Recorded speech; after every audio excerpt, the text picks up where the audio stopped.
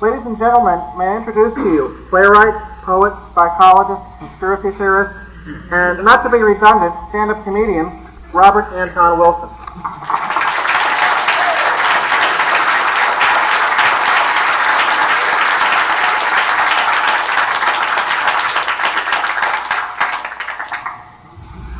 I've been living in Ireland for the last 5 years, and I just want to say it's great to be back in the land of the free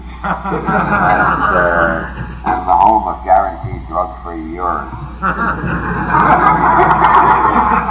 When I was young, I read Kafka and Orwell, and I'm astonished that neither Kafka nor Orwell ever thought of a situation in which guaranteed drug-free urine would be a commodity on the market. That was the first thing I was told about when I got off the plane in Newark. The people showed me ads. Guaranteed drug-free urine. They come from they have all these ads. They're in Penthouse and Village Voice and lots of publications. They all come from the same post office box in Boulder, Colorado. And that is a severe puzzlement to me because I've been in Boulder. I've been in Boulder many times. I've been in Bolden and Boulder and Nederland and Denver and all around there.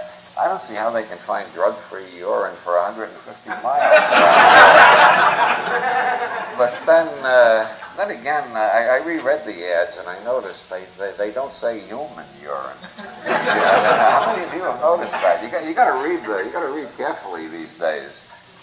I don't believe they can find drug-free human urine in that part of Colorado, so I believe they're probably selling cow piss through the mail.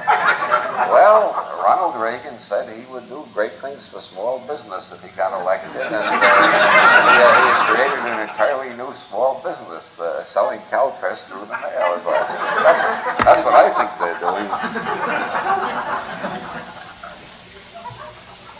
You know, the people who are being subject most heavily to urine testing are government bureaucrats, the people least likely to be smoking grass, right?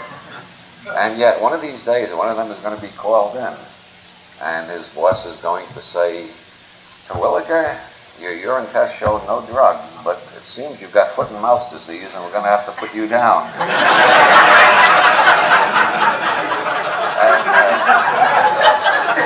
But I'm not here to make trouble. I mean, I grew up in this country, but I live in Ireland now, and I didn't come over here to make trouble. So I want to say I think Ronald Reagan is really a wonderful president, and Nancy is a wonderful first lady. She's the one who thought up the urine testing, I've been told, which reminds me one of the local literary lights. He lives in Oregon, but that isn't far from here in American distances. Ken Kesey. He has proposed that everybody should send a urine sample to Nancy every day. I think that's a revolting idea. I think that is very obscene humor, and I'm totally against it.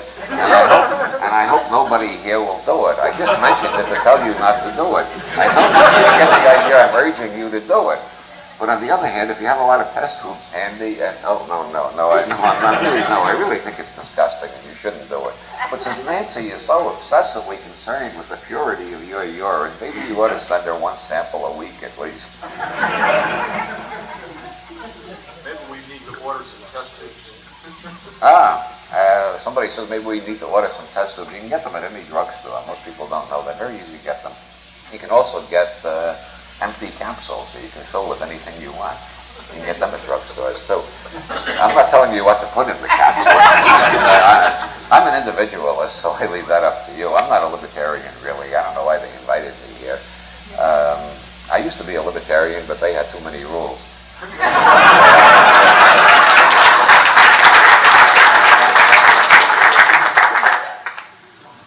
There is a great deal to be said for Ronald Reagan, though, seriously. I regard him as the intelligent entity's president. You'll notice how I avoided the human chauvinism of saying the intelligent person's president. I'm very careful about such semantic issues these days. One thing I know about the United States, you've got to be careful what words you use here.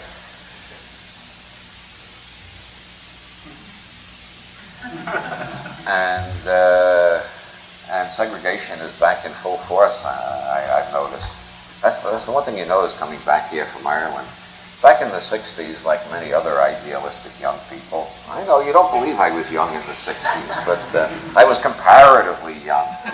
When I look around how many young faces there are in this audience, most of you probably imagine dinosaurs still roamed the earth back then.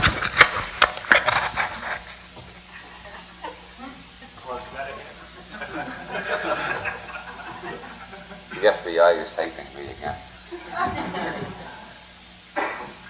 Ronald Reagan, I was saying, is the intelligent entity's president. I mean this in the same way I regard LBJ as the pacifist president. He started the wrong war at the wrong time in the wrong place, and he fought it with the most disgusting possible weapons, such as napalm, which reaches 1,000 degrees centigrade on contact with human skin. And that war was so, as J.D. Salinger would say, vomit-making. Salinger was a great writer. That's a word we really need in English. Nobody ever coined that word before Salinger. P.S. Salinger could have used it more often, of course, but it was J.D. Salinger who coined it. That was really a vomit-making war. And by 1968, a Gallup poll showed that 70% of the population were against the war. There's never been a time in the history of this country where 70% of the people opposed the government on a basic thing like war. So I regard LBJ as the pacifist president, since he made pacifism so popular. In the same way, I regard Nixon as the anarchist president. After 5 years of Nixon, most people in the country have the same view of government that you find only in extreme anarchist literature, far more extreme than libertarian literature, I mean. And as a matter of fact, Nixon left a permanent legacy. You just have to go to the movies or turn on television, and you can see. Back when I was young, and I was young once, back in the 30s and 40s, you always could tell the villain in a movie because he had a laboratory smock on, a white laboratory jacket that indicated that he was a scientist. When he wasn't in a movie, he was on television telling you these cigarettes are less harmful than the others, and. You always know the villain because of this white smock, and the first thing he said was, the experiment worked on the rats. Now we must try it on a higher organism. Would you come in, Miss Smith? Lionel Atwill usually played him, except when Boris Karloff was playing him. But since Nixon, you know the villain in the movie because he comes in, he's wearing a business suit and a solid collar tie, and he says, I'm from the government. Now, everybody in the audience right away cringes with fear and loathing. You want to know why libertarianism is so popular these days? It's Richard Nixon. You should all, those of you who are not atheists, you should all say a prayer for Richard Nixon every night. He created the image of government in which libertarianism can flourish. And anarchism flourishes even better. And in the same way, Reagan is the intelligent entity's president. I still haven't slipped into saying the intelligent person, you notice. I'm not going to give way to human chauvinism. Reagan has made stupidity seem déclassé. Nixon had 18 minutes erased from a tape, but Reagan goes around with his bare face hanging out saying, I don't know what was going on in the White House. Do you know what was going on in your house that week? Gee, folks. And the funny thing about the Reagan gambit, I don't remember what I was doing that day. Can you remember what you were doing that day? Most people think, no, I can't remember what I was doing that day. And so that seems to make sense, but put it another way. Put it in a more realistic existential context. Can you remember the last time you conspired on a major felony? I can.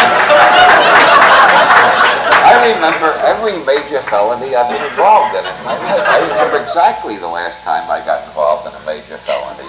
And if Reagan really can't remember when he conspired to commit these major felonies, then what the Democrats say must be true. The guy is off his knocker. But what am I doing? I come to this country and I start bad rapping the president right away. Well, this is a thing about living in Ireland. You begin to develop Irish attitudes. I was in a movie theater in Dublin recently, and in Ireland they have travelogues before the movies, just like they used to have in the United States back in the 40s. And in many ways, Ireland is like the United States in the 30s or 40s. And I get used to it. I have to sit through a travelogue before I can see the movie I came for. I don't know why they make travelogues. I've never met anybody who, when I asked anybody, do you like the travelogue? They all say, God, no. And yet they keep making travelogues. Somebody must be making this. This is another conspiracy that's worthy of serious investigation. Why do they make travelogues? Nobody likes them. But they still show them in Ireland. And I was in a Dublin theater, and they had a travelogue about Glastonbury Cathedral. And it was narrated by Prince Charles. You know Prince Charles. He's married to Di. And at the end of the film, Prince Charles came on the screen after we just heard his voice for 15 minutes. He came on the screen and pleaded with everybody to send money to the Glastonbury Fund to help rebuild Glastonbury Cathedral. And as soon as he appeared, before he even began his play, a Dublin inner city voice in the audience cried out, "Look at the fucking ears on the booger!" That's the Irish attitude to me. I've acquired some of that while I was since I've been over there.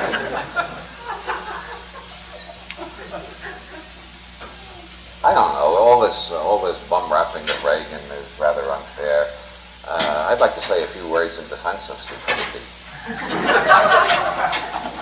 Stupidity has been around so long that it must be serving some evolutionary function. That's common Darwinian savvy. Nothing lasts for long geological epochs that isn't serving some function in the evolutionary process. And look how much stupidity there is in the world. As my spiritual leader, J.R. Bob Dobbs, has said, you're all familiar with J.R. Bob Dobbs, I hope. We must have slack, yes. J.R. Bob Dobbs is the founder of the Church of the Subgenius in Dallas. And yes, I was recently a guest on his radio show, The Hour of Slack. They have an hour of slack every Sunday evening on Dallas radio. Slack is the goal of the subgenius. The subgenius must have slack. But somebody threw that in from the back about slack and distracted me. What I really wanted to quote from Bob, praise Bob, yes, is his marvelous saying, this is the key to power, which libertarians aren't interested in, of course, except when they're running for office. But the secret of power, J.R. Bob Dobbs has put it all in a nutshell. You know how dumb the average guy is, right? You all know that. Mathematically, by definition, half of them are even dumber than that.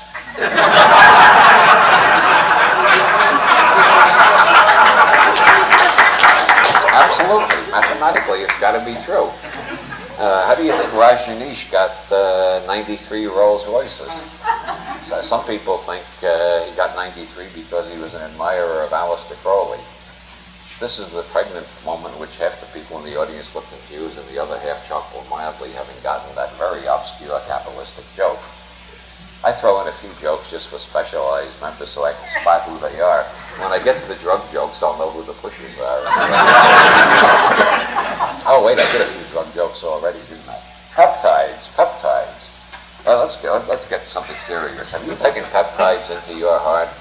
Brothers and sisters, you need peptides.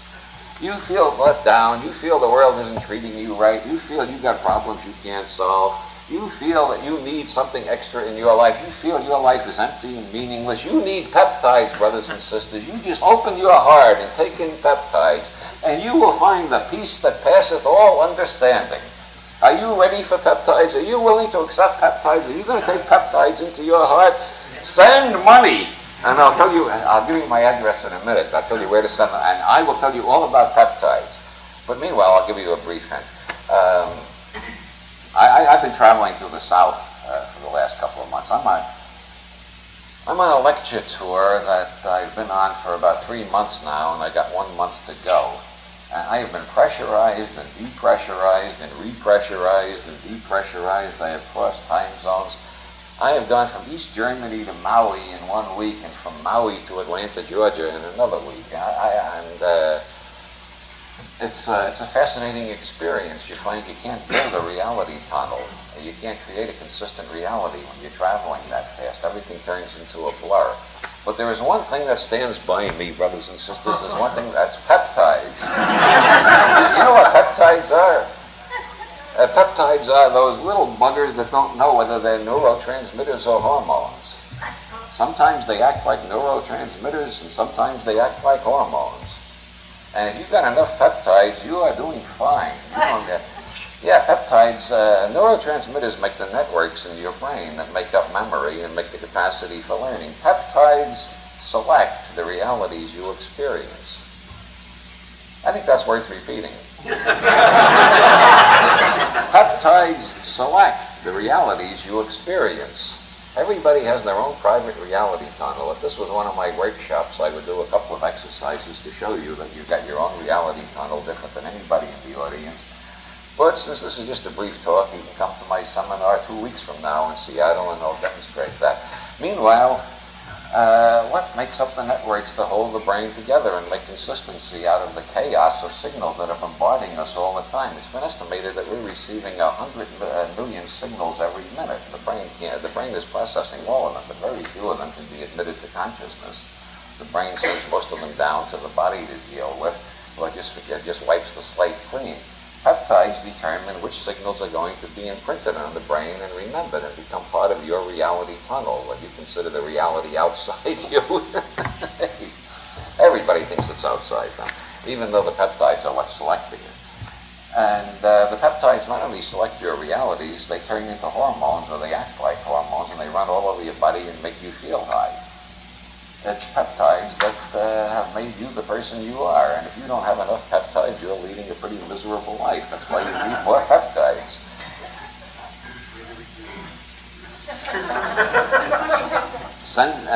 How much?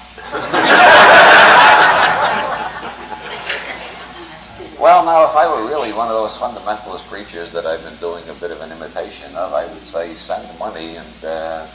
But no, you produce your own peptides. Everybody produces their own peptides. The problem is most of us don't know how to produce peptides.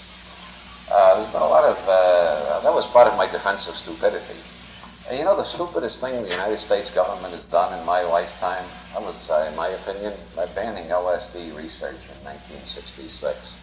That was the most promising area of psychotherapy and unleashing potential creativity and creating basic behavior change that we had ever discovered in the whole history of psychology. I have a degree in psychology myself, so I have a right to be skeptical about it. Psychologists don't know shit about it, basically. In all my years of studying psychology, I've only found one law that seems to me to be really true, and that wasn't in any psychology class. That was in a movie called The Magnificent Seven, with Yul Brynner and Steve McQueen. And some of you remember that blessed movie, praise Bob.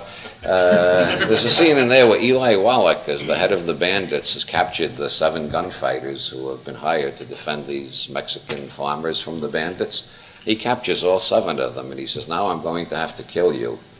And it's really a terrible shame, talented men like you, so good with the guns, and I have to kill you all because you went to work for these dumb farmers. Why did you do that? Farmers are sheep, and sheep are meant to be sheared. Why did you get yourself into this terrible situation? And Steve McQueen says, well, it's like a fella I knew once in El Paso.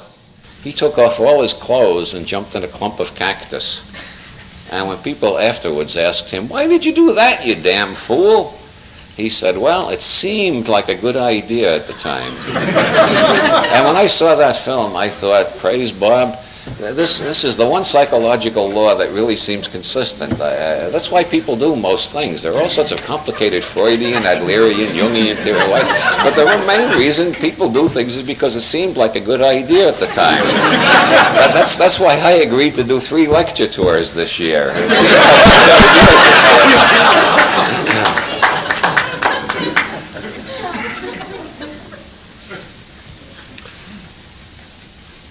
Peptides. Peptides, when they're acting like neurotransmitters, you are developing tremendous capacities to learn. If you're learning very rapidly, have you gone through periods where you felt you were learning a lot very fast? Have you had times when you had a tremendous burst of insight and you thought, my God, this is what Archimedes felt like when he cried Eureka and ran through the streets? That's peptides working as neurotransmitters. Your brain has reorganized on a higher level of coherence. You ever felt good all over without taking cocaine? Really, really great swimming, you know. That's peptides. They work as both neurotransmitters and hormones. And there are many ways of triggering the release of peptides. Meditation is a well-known way, well-known in the Orient. Many people in the United States have taken up meditation in the last 20 years. If you get good at meditation and you start feeling higher than a kite and you think, oh man, I don't have to pay those horrible marijuana bills anymore, you have learned how to generate more peptides. That's what you've been doing while you've been meditating. Another way of generating a lot of peptides is work that you really enjoy. Look at Michael Hutchison's book, Mega Brain. I'm not making any of this up. I've been joking a bit, but I'm not joking about peptides. If you're doing work you deeply enjoy, you're releasing floods and floods of peptides every day. I used to wonder, why am I so happy and most of the world is so damn miserable? What's wrong with them? I even wrote a book about it. I wrote a book called Prometheus Rising. Plug. Somebody read it. And I was trying to explain to people how to, originally had a subtitle, which the publisher, due to absent-mindedness, left out. The subtitle was How to Use the Human Brain for Fun and Profit. And that's what the book is about. And it was my best ideas about how you can use your brain more efficiently. And that was because I was grieved in my heart and sorrowful to see so much misery and suffering all over the world, and people using their brains entirely for misery and suffering. And some people, if you tell them it's Wednesday, they say, "Oh my God, it's Wednesday," and they go into a collapse right away. Anything you tell them, they find it's another cause for misery, and that's because they're just not producing enough peptides. They're producing a lot of adrenochrome and other negative chemicals like that. I finally found out from this recent research on brain chemistry, the reason I'm so bloody happy is that I enjoy my work. I sit down there at the word processor when I'm not on one of these lecture tours. I sit at the word processor for about 10 hours at a bat. My wife keeps saying, "Come and eat something, for Christ's sake, you'll starve. You're going to get eye strain again. Come on." And I'm still hammering away at the word processor. And you know why I'm doing it? I'm addicted. I'm addicted to my own peptides. I'm producing more and more peptides all the time. That's why people keep climbing mountains.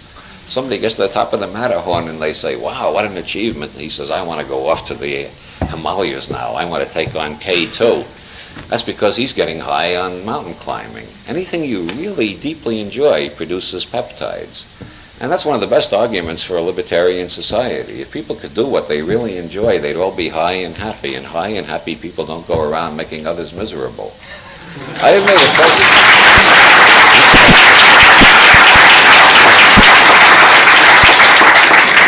made a close study of the people who spend most of their time trying to make other people miserable, and my conclusion is they're all miserable themselves. That's why they do it. If you're high and happy, you have no need to make others miserable. Work you really enjoy, meditation. It seems that a lot of popular recreational drugs are precursors of peptides. You're not really getting high on your favorite drug. You're probably getting high on the peptides that drug triggers in your brain. Sex frequently triggers the release of peptides, which is why you find it very easy to remember your best sexual experiences. Art that's deeply moving. If you've really been carried out of yourself by Beethoven's Ninth, perhaps, that's because Beethoven pushed your peptide buttons.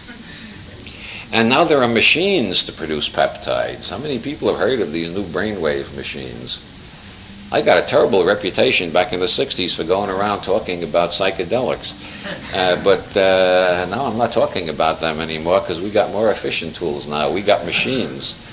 And some people tell me, don't go around talking about these machines. The next thing you know, the government will make them illegal too. Well, it seems there are several million people in the United States using one type or another of brainwave machine, most of them encouraged by their doctors, so I think it's too late to turn the clock back on that, and I don't think they will be made illegal. And besides, Americans have never been as paranoid about machines as they are about chemicals. So I think these machines are here to stay. If you want to generate more peptides, get yourself an ISIS machine. And you just turn it down to alpha. You just turn the dial. That's all it is. It's as simple as the television set. You just turn to alpha. And the ISIS machine flickers alpha in your eyes and bombards alpha in your ears, and your brain adjusts to alpha, and all endorphins and all sorts of peptides start forming. And you'll find you're a much more creative person than you ever realized you were. Turn it down to theta, and you'll get so creative that you might alarm your neighbors.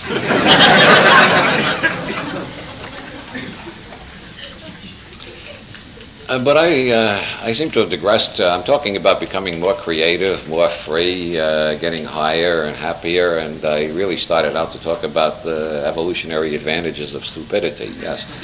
Yeah, well, there's so much stupidity around, it must be serving a function.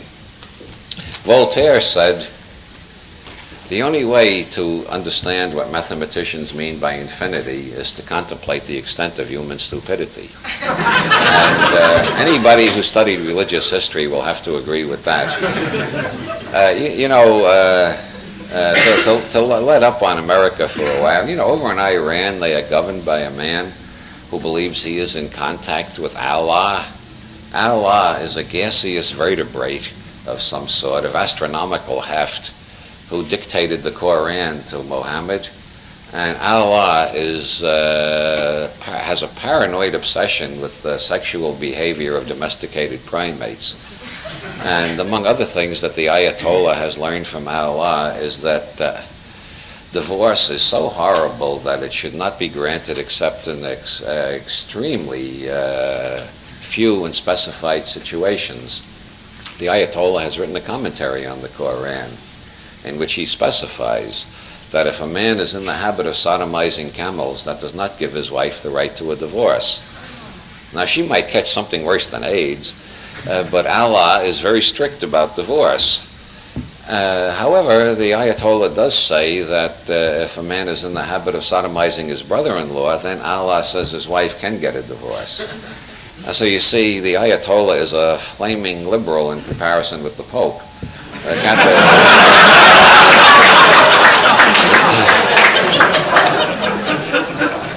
The Catholic teaching is that divorce is forbidden in all cases, and the Catholics, like Ayn Rand, are strict Aristotelians, so to them all cases means no case, means all cases. In Ireland, where the Catholic Church is still in full power, divorce is still illegal, and a guy can sodomize all the camels he can find in County Kerry, and his brother-in-law too, and his wife still can't get a divorce, because the Catholic God is even more against divorce than Allah is. And if you look at political history, you'll find even more astounding examples of the infinitude of human stupidity. Well, praise Bob, that's the secret of power. As Bob says, you know how dumb the average guy is? Half of them are even dumber than that, right? Yeah, that's how Rajneesh got 93 Rolls Royces. He grew up in India, in a small town in India, in the most impoverished part of the world, and he read in a newspaper when he was 7 years old that Krishnamurti had gotten himself a Rolls Royce just by coming to the Western world and bringing Hindu wisdom to all the seekers in the Western world.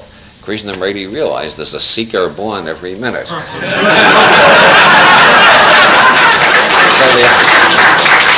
Rajneesh said, when I grow up, I am going to the Western world. And he came to the Western world, and he found there are even more seekers now than there were in Krishnamurti's day, and he got himself 93 Rolls Royces. And you can do the same. I was talking peptides before, now I'm talking cash on the barrelhead. The subgenius church is doing better all the time just because Bob got caught in an elevator with L. Ron Hubbard in 1957. And L. Ron Hubbard told him the secret of power, just as I have revealed it to you tonight, as Bob revealed it to me when I met him in Dallas on that blessed day. And as H.L. Mencken said, nobody ever went broke underestimating the intelligence of the American people. Some people were horrified when they read, I've been hearing this all through this tour, people say to me, didn't you get chills of terror when you read that the readers of the National Enquirer voted 15-1 that they'd like to have Ollie North as president? And I said, no, I'd be surprised if the readers of the National Enquirer didn't pick Ollie North.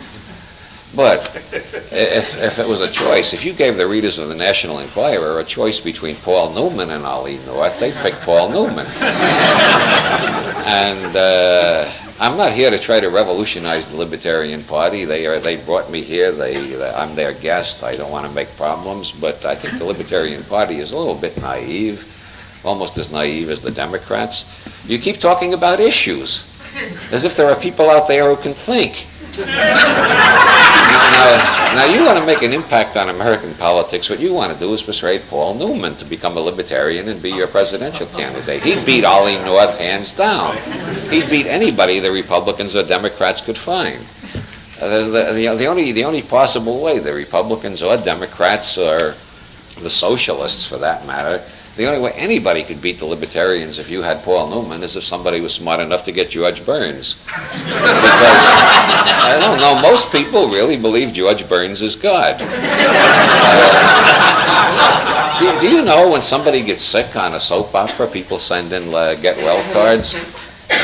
They have that little sense of the distinction between fiction and reality.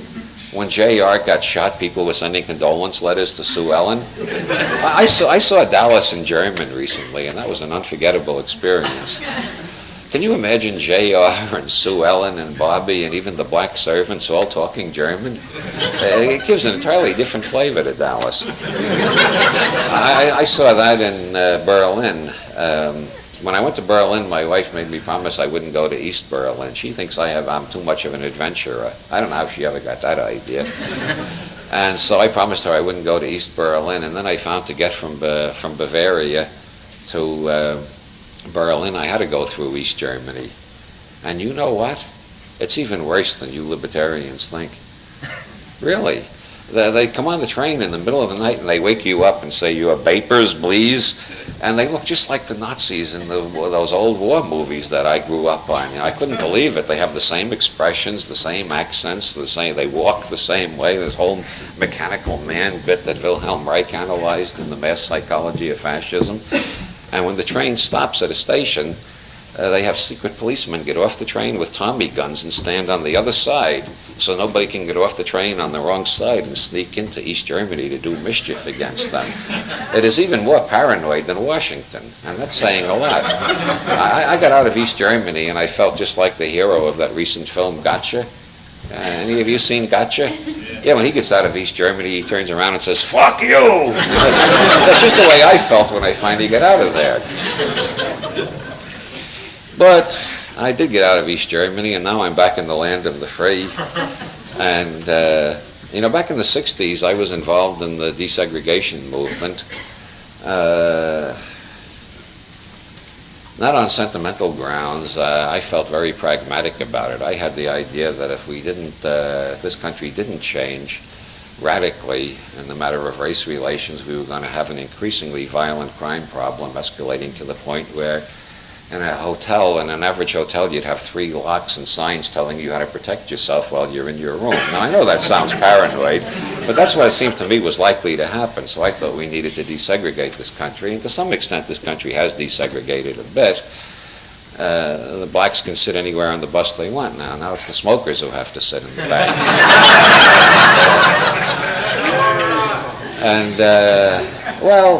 That's primate psychology. One of my standard lectures is called How to Tell Your Friends from the Apes. And the point of the lecture is that it's pretty difficult in most cases. It's a basic feature of primate psychology that you got to have an out group. Like, how many of you have ever heard of the Tinkers? My God, this is incredible. You probably know that Northern Ireland isn't part of Ireland too, right? Most Americans tell me, "Why do you live in Ireland? Doesn't the violence frighten you?" There's no violence in Ireland. It's one of the most peaceful countries in the world. The violence is in Northern Ireland. But most people can't tell the difference. Most people in this country don't know they're two different countries. And most people here have never heard of the Tinks, or the Tinkers, generally called the Tinks. That's a bunch of people who were dispossessed from their lands by Oliver Cromwell in the 17th century, and they've been on the roads ever since.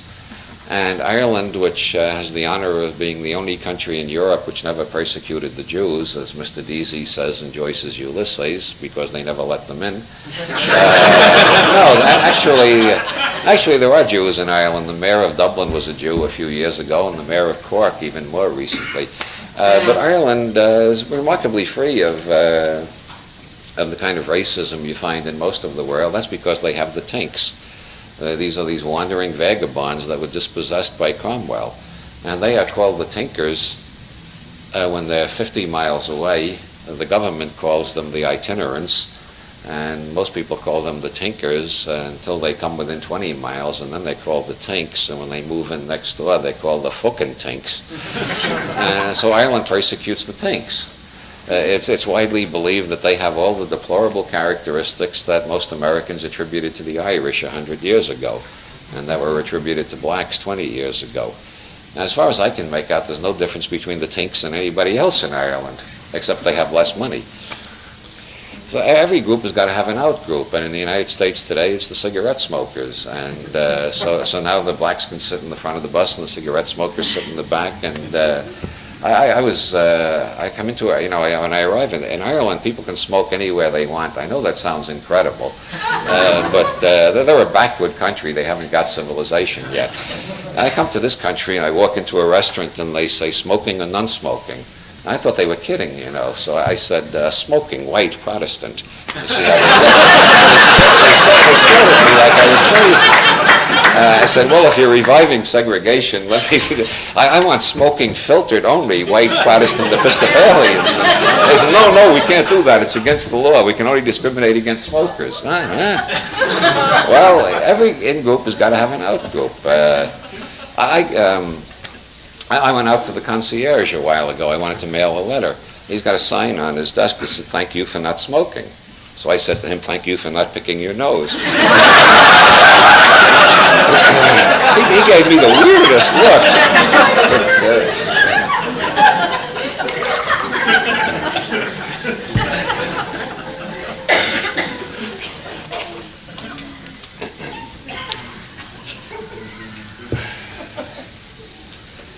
I get mailings from the Friends of the Vanishing Malaria Mosquito. Have any of you got any of that mailings yet? This is a group that I get on a lot of weird mailing lists. I probably have more copies of the Protocols of the Elders of Zion than anybody in the world. The Protocols of the Elders of Zion is one of those books in which the alleged villains talk like the villains in an Ayn Rand novel, which is the kind of thing I can't believe for a minute, because all the villains I've met in the real world say, we're doing this for your own good. But the Protocols of the Elders of Zion, they say, in order to exploit the Goyim further, our next sinister plan will be... Nobody talks like that, But I get on these weird mailing lists, and I get things like that.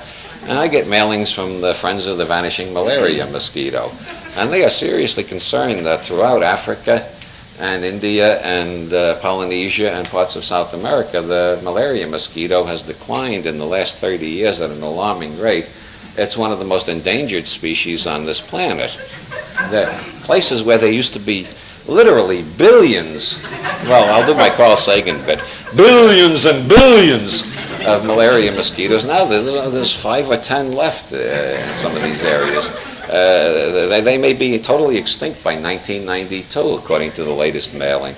And these people, well, you could just check it against the malaria rate. You find the number of people dying of malaria has been going straight down for the last 30 years. Hardly anybody dies of malaria anymore, which shows the extent to which the malaria mosquito has been persecuted, harassed, and murdered en masse by the heartless chemists and the chemical manufacturers who have no care for how much life they destroy. I get these mailings regularly, and I keep looking at them and thinking, is this a satire or is it for real? And I can't tell, because a lot of ecology magazines I get are just as nutty as that, but they seem to be serious. Paul Krasner has been saying for 20 years, it's getting harder and harder to tell the reality from the satire. And when the president is going around saying, I can't remember the last time I conspired to break the laws, how can you tell the reality from the satire anymore?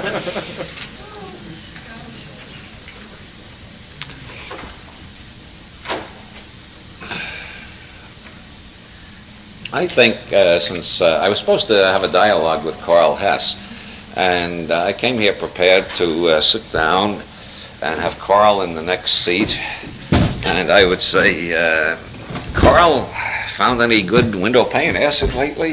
Or something like that to get it. But Carl isn't here, and so I'm on my own, and I've been giving you bits and pieces of various of my standard lectures, and I could go on and give you bits and pieces of a few more of my standard lectures, or entertainments, or whatever they are, but I think it would be more amusing and enlightening if we had a question period until our time is up. Oh, wow, that didn't take long. I'd like to hear more about the conspiracy theories. Somebody wants to hear about conspiracy. I'm not in conspiracy theories. I'm not interested in conspiracy theories. I'm interested in conspiracy facts these days. Theories are peptide networks in the brain to hold facts together, to make models that will organize the facts in a coherent way, and these are dependent on the subjectivity of the person creating the models. And you can interpret the facts dozens of ways. If you want to hear conspiracy facts, I'll spew out the latest conspiracy facts I have picked up lately. Okay, in Miami, Florida, there used to be a bank called the World Finance Corporation. How many people have heard of the World Finance Corporation? Only one? Oh, a few have, yeah. The World Finance Corporation got in trouble when the garbage men reported to the DA that they continually found large stems of marijuana plants in the garbage. Rather finky garbage men, I must say. But the DA got interested, and he put the bank under surveillance, and he collected enough evidence to get writ from a judge to do wiretapping. And he got more evidence, and he finally busted the bank, and it turned out this bank was the biggest drug laundromat in the Northern Hemisphere. They were laundering all the profits from the marijuana fields of South America and a large part of the cocaine business too. And the curious thing is that the bank was also used by the CIA as a fund for deep cover operations. As a matter of fact, two directors of the bank were former CIA agents. A former CIA agent, that's an interesting expression. Sometimes that means somebody who's left the agency, but when you join the agency, you sign a thing saying you'll be on call for the rest of your life if they need you. And so it's hard to see how anybody can truly be a former CIA agent. Usually it means somebody who's working on a project that the agency doesn't want tracked back to them, so the worst that Walter Cronkite can say is a former CIA agent was involved, instead of the agency has been laundering cocaine money. The World Finance Corporation transferred the money from the cocaine industry and the marijuana industry to the Cisalpine Bank in the Bahamas, which was owned by Archbishop Marcinkus and Roberto Calvi. Roberto Calvi was the one found hanging from a bridge in London 2 years ago. No, more than that, 5 years ago. June 18th, 1982. That was 2 days after I arrived in Ireland, as a matter of fact. Roberto Calvi was found hanging from Blackfriars Bridge in London, where the rising tide had covered his dead body. That's the penalty threatened in the first-degree Masonic initiation for Freemasons who betray their fellow Freemasons, which suggests that Calvi was either killed by Freemasons or by people who devoutly wish us to think he was killed by Freemasons. A funny coincidence. I'm interested in coincidences as well as conspiracies. Funny coincidence. The day Calvi was found hanged in London, his secretary fellow was pushed out of a window of the Banco Ambrosiano in Milan. The Banco Ambrosiano owned part of the Cisalpine Bank in the Bahamas, and the Vatican Bank owned part of it, but part of it was owned by Archbishop Marcinkus personally, which is why they have so many writs out for him in Italy, that he only comes out of the Vatican on Groundhog's Day. And if he sees a policeman's shadow, he ducks back in, as you may have read about that. Licio Gelli was the Grand Master of the Pei Due Lodge, Freemasons in Italy. Pei Due is short for Propaganda Due, or P2 in English. Gelli got to the third degree in Egyptian Freemasonry, the Grand Orient Lodge, which was founded by Cagliostro and the Duke of Orleans in the 18th century. And many people suspected of having hatched the French Revolution. Jelly got to the 3rd degree in Grand Orient Egyptian Freemasonry and then founded his own secret Freemasonic lodge called Pei Due, of which Roberto Calvi and Archbishop Marcinkus were members, and Calvi was found hanging from the bridge. Another member was Michele Sindona, who was the manager of Vatican affairs in the Vatican finances in the United States. Sindona was at Nixon's 2nd inauguration. He was later indicted for 65 counts of stock and currency fraud in New York and disappeared, and then returned saying he had been kidnapped, and he was indicted for faking his own kidnapping along with the 65 charges of stock and currency fraud. It turned out he had embezzled $55 million from his own bank before he sold it back to the Vatican Bank. Sindona was extradited to Italy to stand trial for murdering a bank examiner, and he was convicted of that, and then he was poisoned in his cell.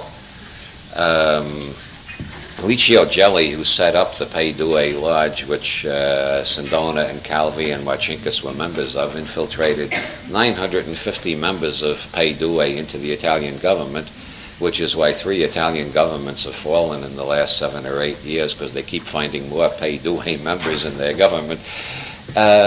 Gelli returned, when he was about to be indicted, he left Italy in a big hurry, because the secret police was infiltrated by his people too. The head of the secret police was indicted for being a member of the P2 conspiracy. He died while awaiting trial. The deputy director of the secret police was indicted on the charge of conspiring in various bombings and stock and currency frauds and heroin and cocaine deals, and he's still awaiting trial. So there were enough Pei Due people in the secret police that when the writ went out to arrest Gelli, he left Rome immediately and went to Uruguay, where he had a lot of friends like Klaus Barbie, whom he had helped get false identity papers. One of Gelli's principal jobs before he founded P2 was creating false identity papers for Nazi war criminals and getting them gainful employment with the CIA in South America. So he had lots of friends in Uruguay. He went to Uruguay, but later he came back to Switzerland to take some money out of a numbered bank account, and the Swiss bankers recognized him, turned him over to the police. The Swiss police are allegedly the most incorruptible police in Europe, which is what makes it rather astounding that they were only able to hold Gelli for 3 days. They put him in a maximum security prison, and in 3 days he got out and went back to Uruguay. I was in Switzerland recently, and I was in Geneva. As a matter of fact, where Gelli just disappeared out of that maximum security prison in such an inexplicable way that the Swiss government is still investigating its own employees to find out how it was done. Now, I suggested they should put over the gate of that prison, to make it a tourist attraction, the 3 monkeys. Hear no evil, see no evil, speak no evil. And in the best Gothic German script, ficken Sie nicht mit der Freimauren. Don't fuck around with the Freemasons.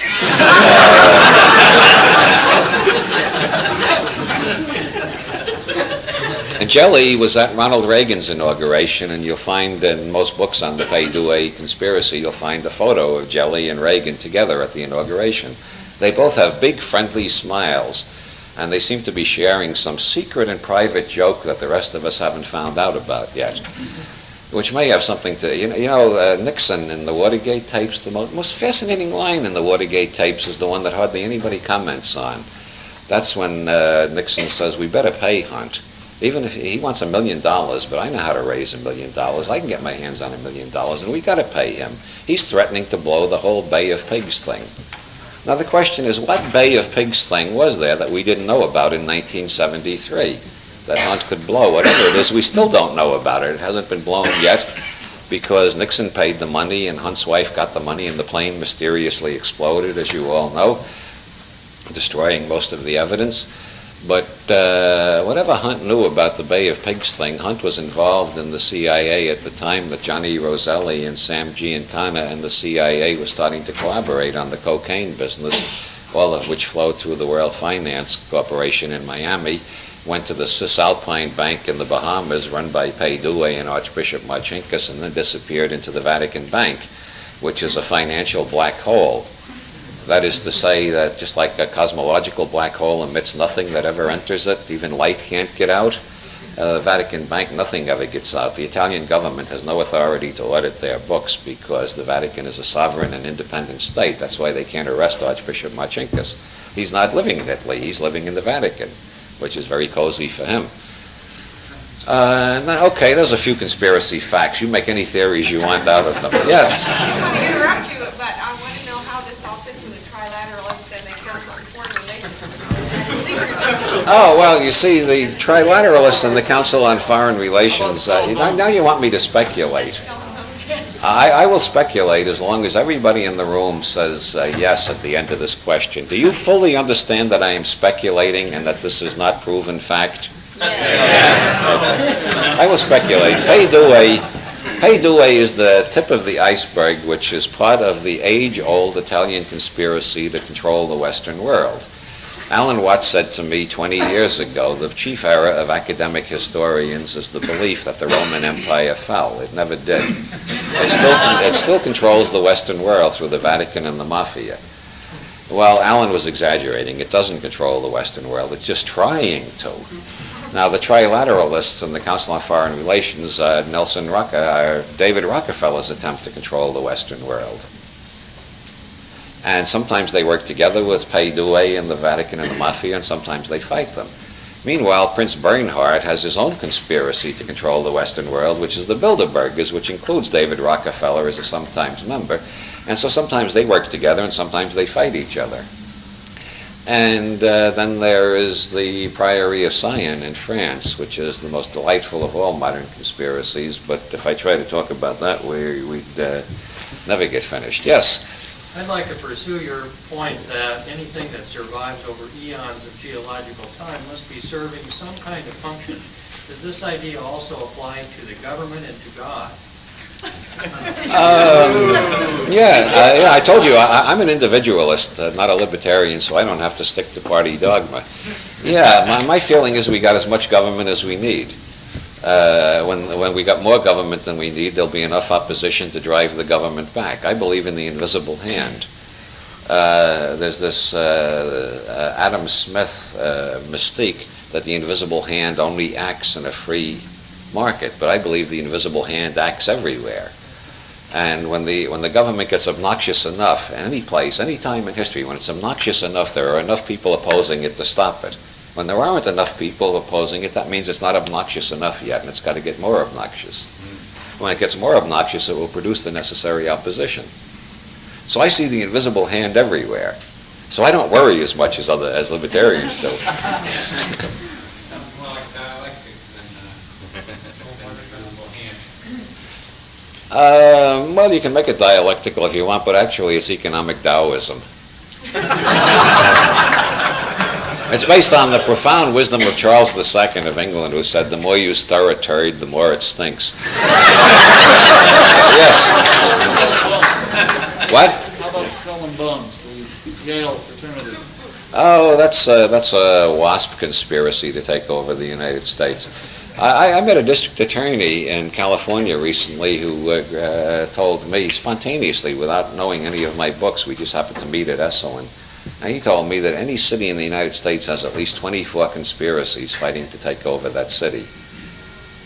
And that's just what I've argued in several of my books. Any sociological system, whether it's a city, a state, a country, or the whole world, you find basically 24 mega conspiracies fighting over the turf. And if it's big enough, you find a few hundred minor conspiracies trying to get in on the fight. This is normal mammalian politics. It's been going on for billions of years. Yes? Which do you tend most to blame the mess on, stupidity or conspiracies? Stupidity, but stupidity and conspiracy are practically synonymous.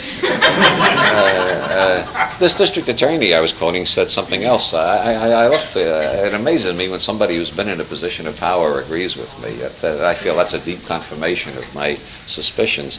He said the most paranoid people in the world are the most successful conspirators, because they know how easy it is to deceive people. They know how easy it is to double-cross people, and they know what's going to happen to them eventually, so they're constantly looking around. The Godfather complex. Who's a coming for me with the gun next? And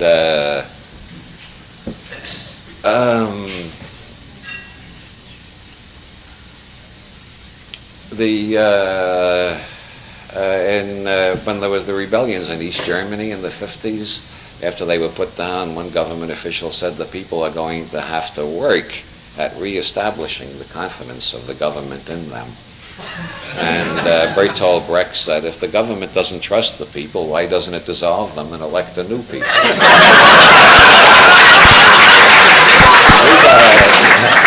In this country, there's a government that doesn't trust the people. They're tapping phones constantly. In California, you can't even start a bank account without 2 pieces of identification now, which is incredible. When I was young, you could just walk in and say, I want to start a bank account. My name is Snively Waterford. And you could start a bank account. Now you got to have 2 pieces of ID. The American people are the most policed and governed and watched and observed and snooped upon people in the whole world, which is why every time I fly the Atlantic, when I see the Statue of Liberty, I got to agree with Bernard Shaw, that must be the most ironic thing in the history of art, that is standing at the entrance to this country. No place else in the world are they testing urine, you know. This is a distinctly American invention. Yes? Is the invisible hand working in the East Germany and the Soviet Union? Yeah. That's why so many people are getting out of East Germany. That's the way the invisible hand is working in that case. I hope so. That's why I got out as quick as I could. You knocked out government, what about God? Oh, what about God? God is obviously serving a very important evolutionary function. It gets all the morons together in one place so we can recognize them and stay out of it.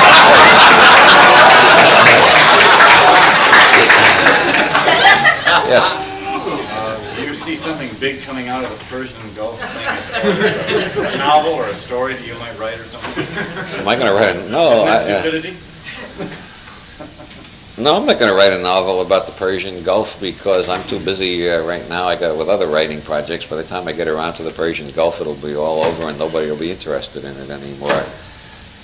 But it is, it's typical of the affairs of governments. It's what keeps me in my firm faith in Our Lady Eris, the goddess of chaos, discord, confusion, bureaucracy, and international relations. Hail Eris, yes. She was the one who created the golden apple and wrote on it Callisti, which is Greek for to the prettiest one, and started the brawl on Olympus, which led to the bigger brawl, which became the Trojan War, which led to the whole development of Western civilization as we know it, and the steady escalation of chaos, confusion, discord, bureaucracy, and international relations.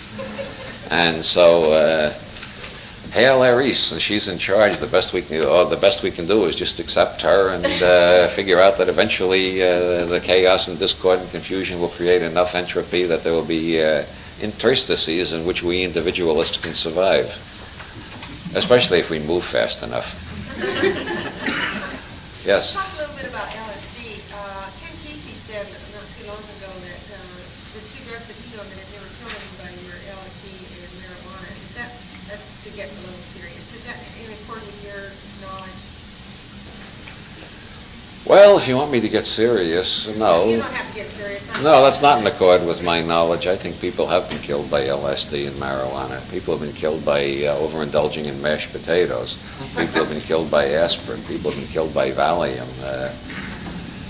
I think Ken Kesey rather overstated the case. I would say that marijuana, in my 30 years of experience with marijuana and its users, I think it's one of the most harmless drugs in the world. But some people will find a way to get themselves in trouble even with marijuana. And as for LSD, I've written a lot of complaints about the government for making scientific research with LSD illegal, but I have never felt that LSD is a safe drug for anybody and everybody.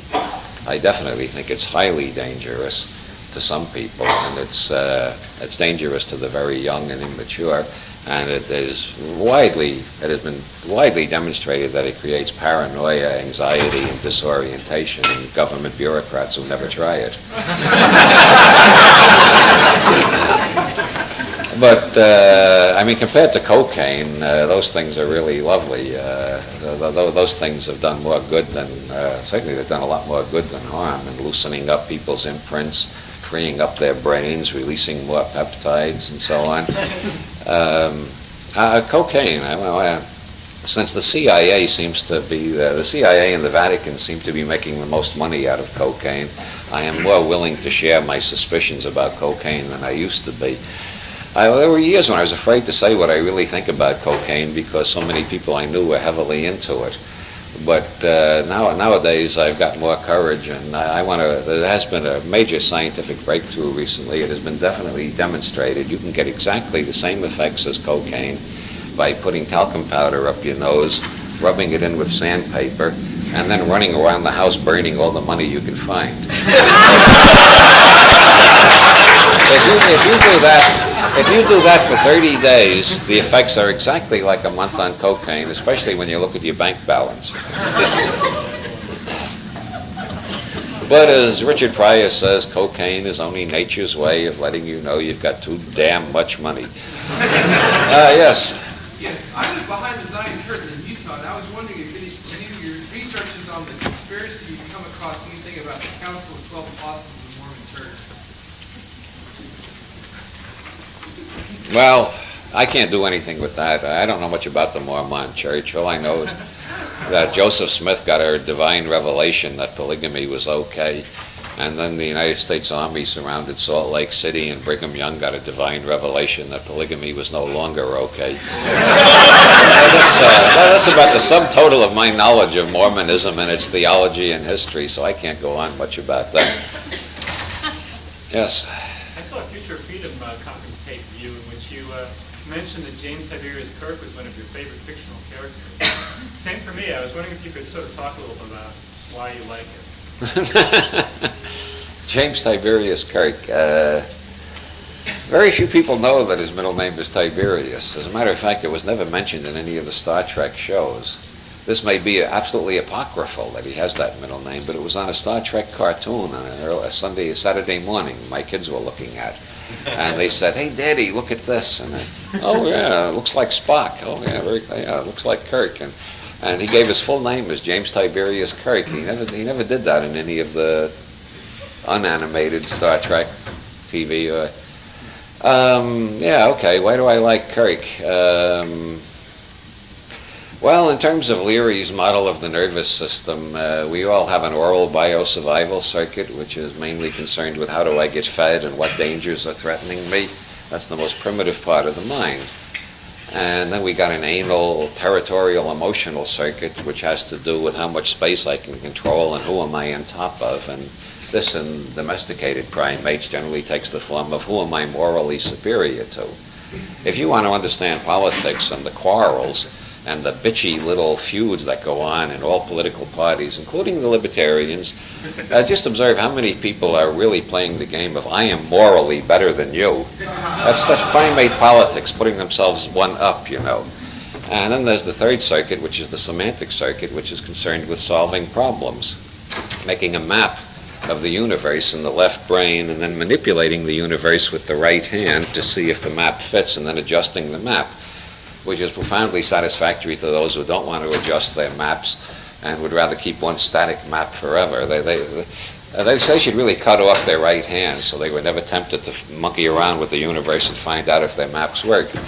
And then there's the socio-sexual circuit, which has to do with orgasm, mating, reproduction, and the rearing of young. And all primates have these four circuits, and domesticated primates have surrounded them all with the most fantastic mythology and systems of taboos, which is most of the comedy of human life. In terms of Star Trek, Scotty is the biosurvival circuit. And Scotty is down there trying to make sure that the Starship Enterprise survives no matter what is put up against it, and always complaining the dilithium crystals are a bit low, Captain. Biosurvival is always a little bit paranoid, you know. There's not enough energy. I'm not sure we're going to make it. And then Dr. McCoy is the emotional territorial circuit, the moralist. That's not moral. I know what's moral. I'm a doctor. God damn it, Jim, I know what's moral. And I don't want to hear any more of this abstract reason from that pointy-eared Vulcan. And, of course, Spock is the semantic circuit. It's concerned with solving problems and can't understand all the emotional, moralistic trips that McCoy is always on. And Kirk is the sublimated form of the socio-sexual circuit. Kirk has never gotten married. although he's had a few affairs. Kirk has sublimated the sexual circuit into love for the ship and its crew and desire to protect them. And I guess I have some kind of adolescent, still surviving admiration for that type of person who protects other people, cares about them, and is willing to risk his life for them. That's why I like Captain Kirk, in terms of evolutionary history. Besides, Shatner is a terrific actor. He gave Kirk a sense of humor, even before the script writers did. In the early scripts where Kirk didn't have a funny thing to say, Shatner made it seem funny by the way he said it. And then the script writers caught on and gave him funny lines. And Kirk has always had more of a sense of humor than those people really usually have in real life. That's another reason I like Captain Kirk. Yes? I thought you had a question. No? Okay. No more? Yes. Are you still in contact with Timothy Leary, and do you still correspond? We see each other occasionally. We write letters occasionally. We may be working together on a movie in the near future, but that's still in the negotiating stage. Tim is currently working on a second computer game. His first computer game did well enough that he's got the confidence that he can do an even better one, and that will be coming on the market shortly. It's called Neuromancer, and it's based on the immortal novel of the same name, which hasn't yet won the Prometheus Award, but certainly should. Yes? Doesn't it seem strange to you that although the protocols may well be a forgery and it may not be known who wrote them, that the world does seem to be following the concepts which are promoted there? It also seems to be following the general outlines of a lot of other paranoid forgeries, like psychopolitics attributed to Berea, another forgery that's gained wide circulation. Paranoids are very good at describing what's going on. Their main problem is that they make oversimplified theories about why it's going on.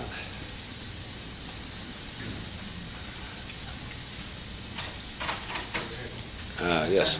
Could you elaborate a little more on I believe you call it an ISIS machine, and why it's been prescribed by doctors? The ISIS machine is invented by Jack Schwartz, who lives right here in Washington State. I forget in which city. It has a pair of goggles and a pair of earphones and a little control panel. And the control panel, you turn the dial on. And when you turn it to alpha, the goggles start flashing lights at the alpha frequency into your eyes, and the earphones bombard your ears with alpha. And so your brain, getting this double stimulation, goes into alpha. This has been demonstrated with electroencephalograms. Your brain does pick up the rhythm. You can measure it objectively on an EEG and see that you're in alpha, and anybody who has any experience at going into alpha will say right away, yeah, it's working, I can feel it. So you get both objective and subjective confirmation. And if you want to turn it down to theta, you go into theta, and that can be confirmed objectively and subjectively. And that's only one of about a dozen of these machines that are available these days, that are making it more possible than ever before in history for us to take control of our own brains and program our own reality tunnels, instead of just being trapped in the accidentally imprinted circuitry of infancy and the conditioned circuitry that was laid down on top of that, and the social programming that was laid on top of that. By and large, I agree with the behaviorists that most people behave just like the rats in their laboratories. I disagree with the behaviorists that that's the way it has to be. I think we can reprogram ourselves. I've been writing books on that for a long time. And I've been predicting this type of machine for a long time too. And now these machines are appearing, and I think it's getting easier and easier to take over the programming of our own brains. Most of the effects you get with machines like ISIS or the HemiSync or the Pulsar, you can get out of the Lilly isolation tank. And even when people get me, even when professional paranoids get me in the state where I think, yeah, the government might ban these machines, they're just crazy enough to do that. I can't see a situation in which they'll ban the Lilly isolation tank. Anybody can build one. It's ridiculous to try to control, and you can very easily get into alpha and theta with the Lilly tank. You can get into hemispheric synchronization with the Lilly tank too if you use it often enough. So I think we are the first generation in history to really have the capacity to learn how to use our brains for fun and profit. And most people throughout history have never known that. That's why they've used their brains for stupidity and misery. Where do you find them? Scientific? What? Wait a minute. Two at one time. Let me try. What's the lily tank? It's a tank invented by God knows who, but perfected by John Lilly.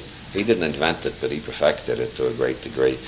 It's a tank in which you are cut off from sight and sound. The walls are thick enough, and it's put into a room that's far enough from the street noises and so on.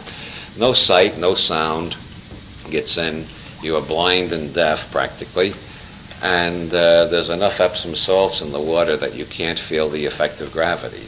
So you're free, and it's just like going into free fall.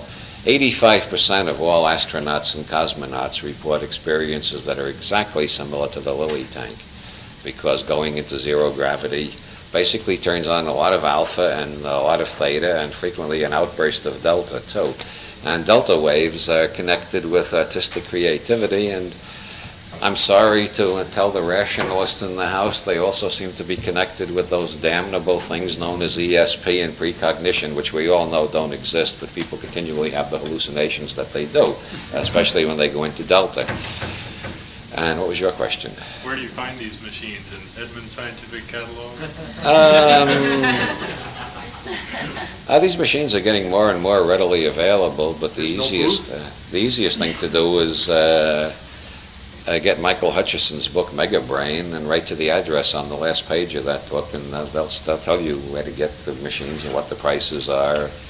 New ones are coming around all the time, and they're getting cheaper. I ran into a guy in Dallas 3 weeks ago who, after reading Mega Brain, went home and designed his own brainwave machine, and it cost him $19 out of parts he found at Radio Shack.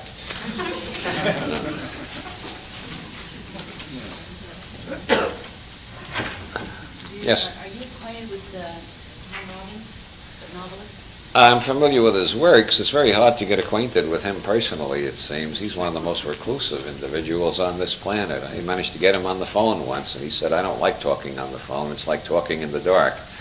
And that's about all I got out of him. He's not a very sociable person, I gather.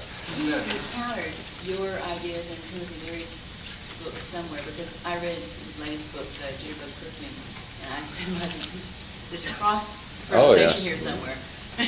Oh, very definitely.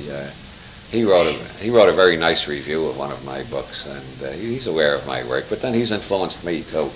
It's all a big, vast synergy.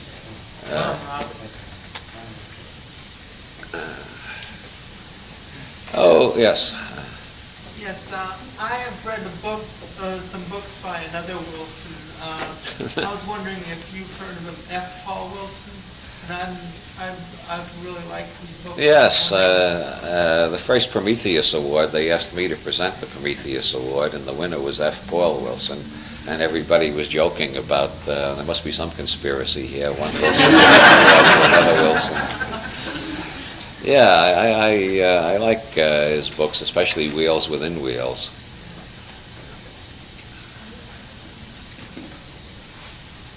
You tended to make fun of smokers, but I don't know if you're aware of the fact that there was a survey out, and it showed that 9 out of 10 men that tried Camels preferred women.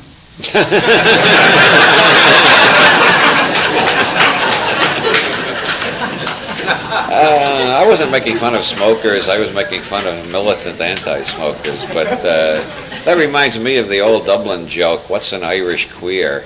An Irish queer is somebody who prefers women to Guinness.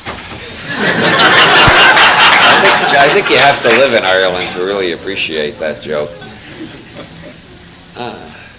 What are some of the projects you're working on now? I've been on a lecture tour for 3 months, and I got a month to go, and I don't know what I'm going to be working on after the tour is over. If the movie deal comes through, I'll be working on that. If not, I'll be writing the 3rd volume of my historical series. What about the movie? I hope that comes through, but I'm not at liberty to talk about it. I have 2 more books coming out that are already finished. It's just a matter of the publisher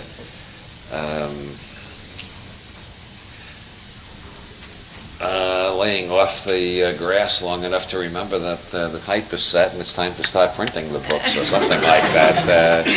There will shortly appear Wilhelm Reich in Hell, which is a play that I wrote, which has been done in Dublin and will probably soon be done in New York. And that has a long, very witty introduction by myself, because I read Bernard Shaw, and he said people don't buy plays, but if you write a funny introduction, they'll buy the play in book form. So I wrote a funny introduction. I worked for Shaw. I figure it might work for me. And the next book I've got coming out is called Coincidence, and that's a book of essays about literature, quantum mechanics, I Ching, and various other things that obsess me. It also has some poetry. And I developed, Mark Twain, when he took over the Nevada Sun, promised he wouldn't print his own poetry unless he developed a spite against his readers. Well, I must have subliminally developed a spite against my readers, because I've started slipping my poems into my books lately. Coincidence has even more of them. Be warned. Yes? Speaking of your books, I've just purchased a copy of Natural Law, or Don't Put a Rubber on Your Willy. If you can give me a 1 or 2 sentence introduction to what I'm about to discover. It's a comparison of the theories of natural law held by the Vatican and certain ideologists who claim that they are libertarians, but are eager to legislate what's right and wrong for the rest of us. And I am arguing that they can't know the concrete specifics of 10 minutes of your life, much less your whole life, so they can't legislate what's right and wrong for you. That's a nutshell summary of the book. What does your Irish environment provide you that you didn't find in this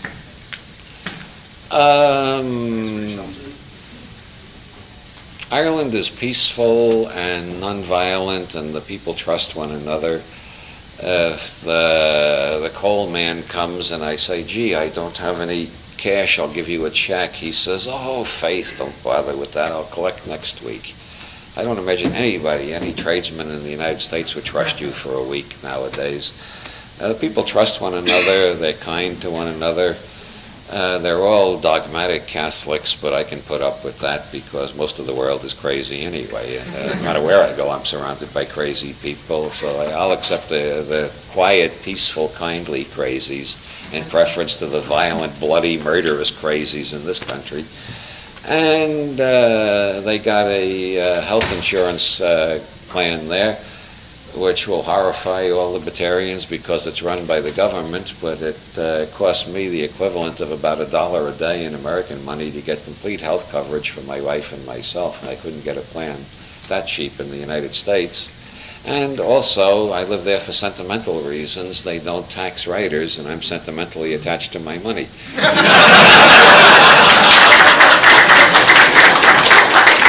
Yes. Comment on the relationship between the Irish Freemasons and the non-appearance of Carl Hess?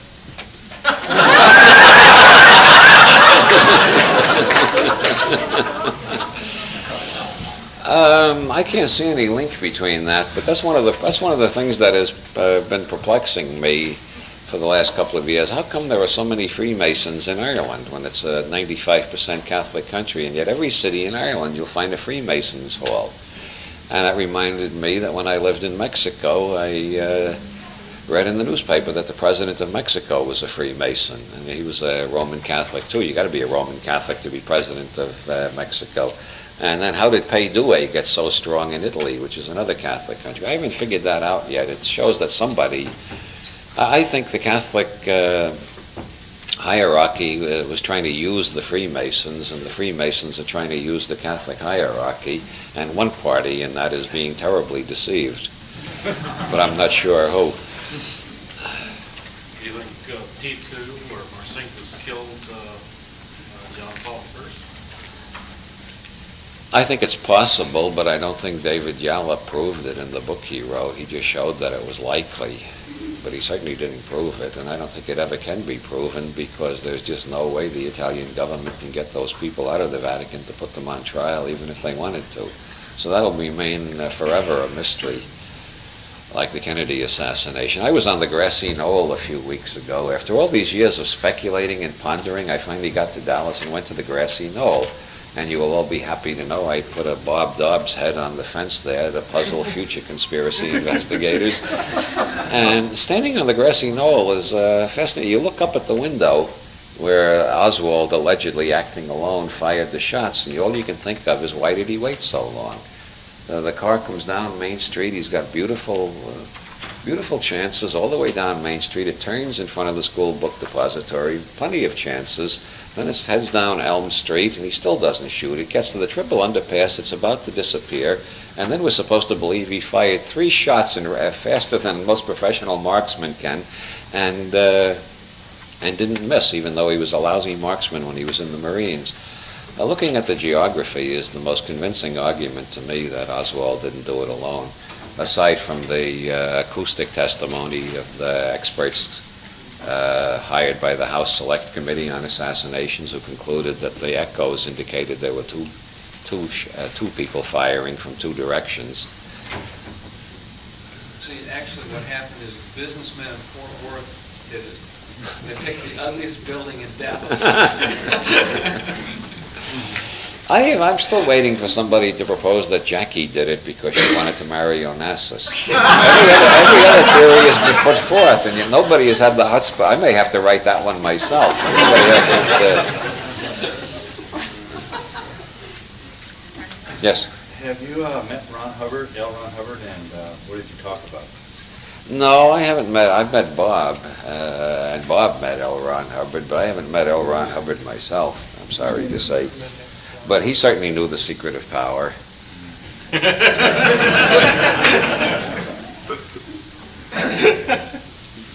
See, I explained that before, how Rajneesh got his 93 Rolls Royces and so on. To put it in simple vernacular terms, a disciple is an asshole looking for a human being to attach itself to. And L. Ron Hubbard figured that out very early on, just like Bob Dobbs has. Praise Bob.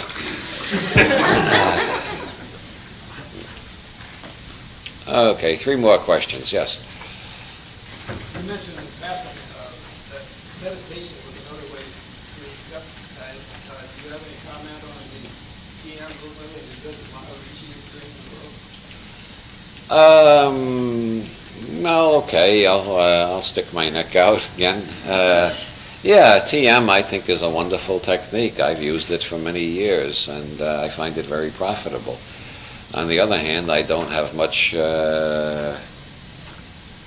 veneration for the TM organization, which charges people outrageous rates under the pretense that one mantra is better than another. A mystic I do tend to trust because he has such a shady reputation, Aleister Crowley, said that he experimentally determined for himself that one mantra is as good as another.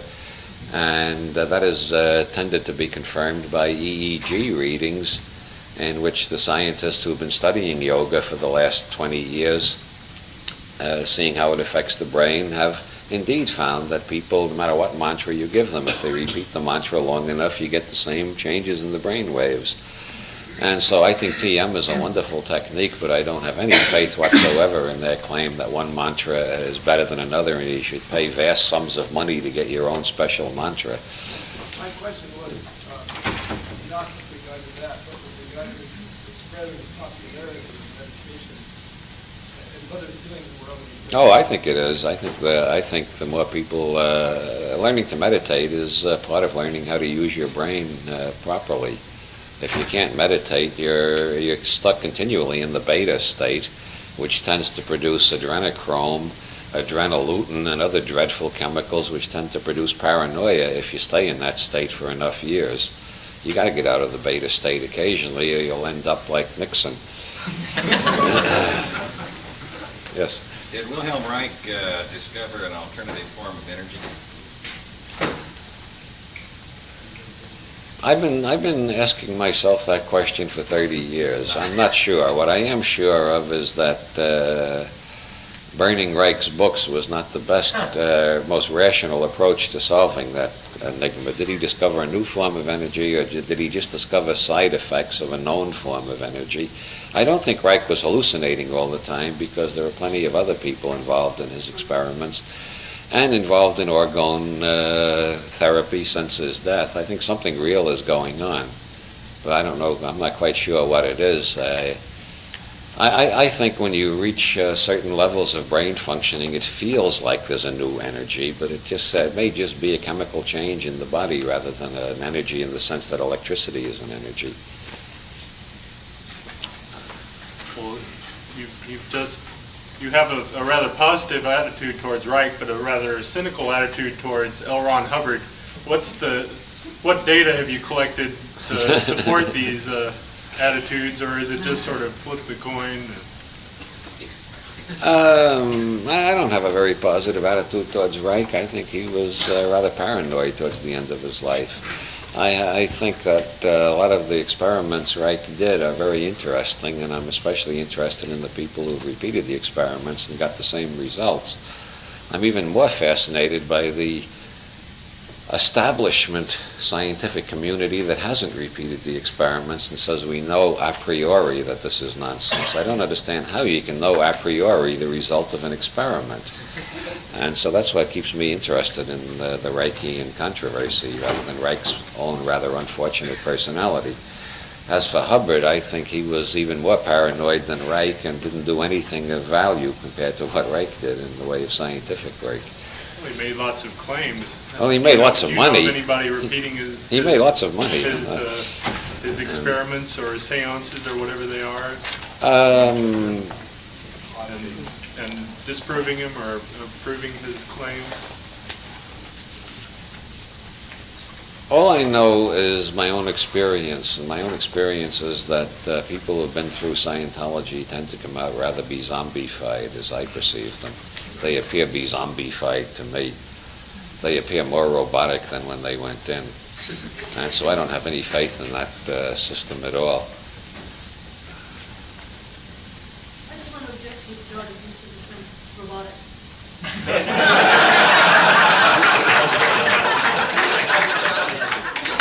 Objection registered. May I ask if you are a robot yourself? Or A robot writes act. Well, one doesn't know these days. There's a fellow named Peter Beater, and some people think I invented him. They think he's a character in one of my novels. He isn't. Peter Beater really exists. He puts out a little journal called Conspiracy Newsletter. And he claims that the KGB has been murdering American politicians for nearly 20 years and replacing them with robots. And he claims that the attempted assassination of Reagan was not an attempt at all. It was successful. They actually assassinated Reagan, and they replaced him with a robot. And my question is, how could anybody tell the difference? But I don't want to be too hard on Peter Beater, because my feeling is that any man who had the name Peter Beater would be pretty weird by the time he got out of high school.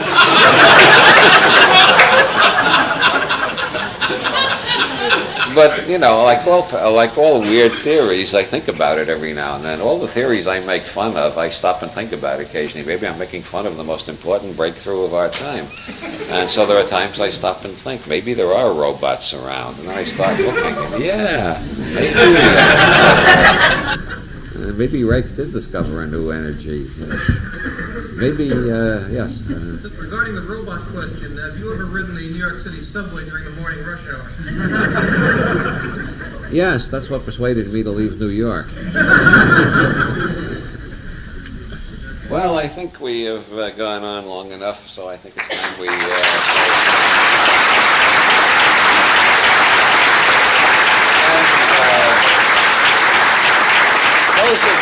Those of you who live in Seattle, there are leaflets over on the table in the corner there telling you when I'll be back, which is about 2 weeks from now.